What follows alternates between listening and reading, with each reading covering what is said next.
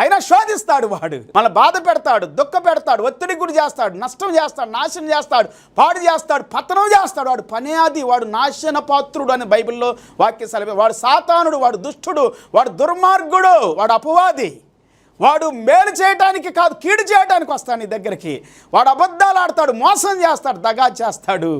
వాడు దుర్మార్గుడు అని దేవుని వాక్యం సెలవిస్తాడు. శోధకుడు వస్తాడు.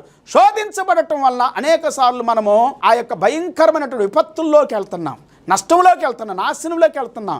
ఆ టైంలో నువ్వు ప్రార్థన చేయకపోతే ఇంకా ఎక్కువగా నష్టపోతావు. శోధనలోనికి ప్రవేశించుకున్నట్లుగా మెళుకువగా ఉండి ప్రార్థన చేయడం అని చెబుతూ ఉన్నాడు. ఆత్మసిద్ధంగానే ఉంది, కానీ శరీరం శరీరం అన్నీ కావాలంటది కదా. ఆహారం కావాలి, వాటర్ కావాలి, త్రాగటం కావాలి, ఏం తిందుమా, ఏం త్రాగుదుమా, ఏం ధరించుదుమా అని చింతపడకూడదు అని యేసు ప్రభు చెప్పాడు. అందుకే మత్తయి సువార్త 6వ అధ్యాయం 24 నుండి 34 వచ్చిన వారికి అద్భుతమైన రీతిలో చింత అనేటువంటి నీ జీవితంలోనికి